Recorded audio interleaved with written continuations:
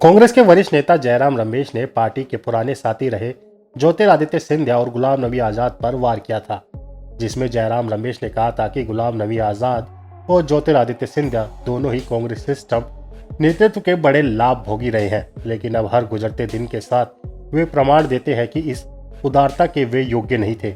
वे अपना असली चरित्र दिखा रहे हैं, जिसे उन्होंने इतने लंबे समय तक छुपा कर रखा था। जयराम रमेश के इस टिप्पणी के बाद ज्योतिरादित्य सिंधिया ने जयराम रमेश के ऊपर पलटवार किया और कहा कि वो और उनका परिवार हमेशा ही जनता के प्रति जवाब दे रहा है। सिंधिया ने ट्वीट करते हुए कहा, मुंह में राम बगल में चूरी। आपके ऐसे वक्तव्य साफ दर्शाते हैं कि कितनी मर्यादा व विचारधारा कांग्रेस में बची है। वैसे भी आप केवल स्वयं के प्रति समर्पित है, इसी से आपकी राजनीति जीवित है। मैं और मेरा परिवार हमेशा जनता के प्रति जवाब दे रहे हैं। इससे पहले कांग्रेस के पूर्व नेता और डेमोक्रेटिक प्रोग्रेसिव आज़ाद पार्टी के संस्थापक गुलाम नबी आज़ाद ने कहा था कि मैं कांग्रेस को बेनकाब और पूरी तरह से ध्वस्त नहीं करना चाहता। उनके नेतृत्व के साथ मेरे कुछ मतभेद हो सकते हैं, लेकिन कांग्रेस पार्टी या कांग्रेस की विचारधारा से मेरे कोई मतभेद नहीं है। मेरा कांग्रेस की विचारधारा या पहले के कांग्रेस नेतृत्व से कोई मतभेद नहीं है। बेशक मैंने अपनी किताब में नेहरू, इंदिरा गांधी और राजीव गांधी के समय में क्या गलत हुआ इसका उल्लेख किया है, लेकिन मैंने यह भी कहा है कि वे बड़े नेता थे। वहीं ज्योतिरादित्य सिंधिया ने अपने बयान में कहा, विपक्ष की पार्टी के नेता एक समुदाय के विरुद्ध ऐसे टिप्पणी करे कि पूर्ण समुदाय चोर है, उस समुदाय को अपमानित करे, हमारे पिछड़े वर्ग को कलंकित करे और उसके बाद ऐसे वक्तव्य दिए जाए। उन्होंने यह भी कहा, मैं मानता हूं कि जिस कांग्रेस पार्टी ने पिछड़े वर्ग को कलंकित और अपमानित करने का काम किया, जिस कांग्रेस पार्टी ने अपने सैनिकों की वीरता पर प्रमाण मांगा है, जिस कांग्रेस पार्टी ने ये वक्तव्य दिया कि हमारी सीमावर्ती इलाके में चीन ने हमारे सैनिकों की पिटाई की है, ऐसी कांग्रेस पार्टी की कोई विचारधारा नहीं बची है। ऐसी कांग्रेस पार्टी की केवल एक विचारधारा बची है और वो विचारधारा एक देशद्रोही की विचारधारा और देश के विरुद्ध कार्य करने की विचारधारा। ज्योतिरादित्य सिंधिया के एक देशद्रोही की विचारधारा और देश के विरुद्ध कार्य करने की विचारधारा वाली टिप्पणी के बाद से ट्विटर पर एक दूसरे के खिलाफ ट्वीट करने का खेल चालू हो गया। इसके बाद जयराम रमेश ने ट्वीट कर लिखा कि क्या वह झांसी की रानी पर सुभद्रा कुमारी चौहान की अमर कविता भूल गए हैं।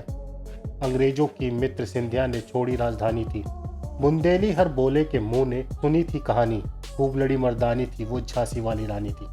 साथ ही एमपी कांग्रेस की तरफ से एक वीडियो भी पोस्ट किया गया, जिसमें उनके आज के साथी मध्य प्रदेश के सीएम शिवराज सिंह चौहान भी इस कविता का जिक्र कर रहे हैं। वहीं ज्योतिरादित्य सिंधिया ने इसके जवाब में ट्वीट किया, जिसमें उन्होंने जवाहरलाल नेहरू की किताब ग्लिम्स ऑफ वर्ल्ड हिस्ट्री के कुछ अंशों को लिखा, जिसमें सिंधिया वंश की तारीफ की गई थी। वहीं इस सब के बीच एक ट्वीट सुजाता आनंदन नाम के ट्विटर हैंडल से किया गया, जिसके बायो में consulting editor national Herald Mumbai लिखा था।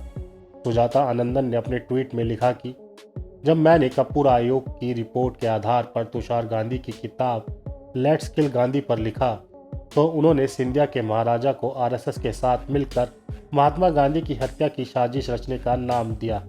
इसमें 4 अन्य महाराजा शामिल थे, लेकिन गांधी जी को 3 गोलियां देने वाली बंदूक गोडसे को प्रदान की गई थी, जो ग्वालियर महाराजा के सहयोगी डे कैंप की थी।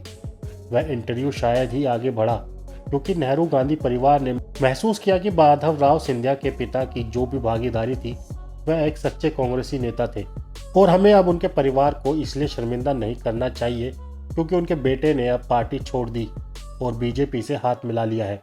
मैंने तर्क की शालीनता देखी है और हमने एक समझौता किया। हम कहेंगे कि महाराजाओं ने साजिश रची, लेकिन उनका नाम नहीं लिया। यह बंदूक कहाँ से आई, वह जानकारी अब सार्वजनिक डोमेन में है, लेकिन आज मैं मानता हूं कि यह आदमी राहुल गांधी की उस शालीनता के लायक नहीं था। वह अब गांधी के हथियारों की गोद में अपनी सही जगह पर है। सुजाता आनंदन के ट्वीट को रीट्वीट करते हुए जयराम रमेश ने लिखा कि खैर इस शख्स के पिता ने प्रीवी प्लस अनुमूलन कानून को लेकर सुप्रीम कोर्ट में इंदिरा गांधी से लड़ाई लड़ी थी। जनसंघ के समर्थन से वे निर्दलीय निर्वाचित हुए, फिर कांग्रेस में चले गए और एक दबंग छवि हासिल कर ली। आप इस खबर के बारे में क्या सोचते हैं, हमें कमेंट सेक्शन में बताएं। साथ ही ब्रह्मास्त्र न्यूज़ को सब्सक्राइब और शेयर भी ज़रूर करें।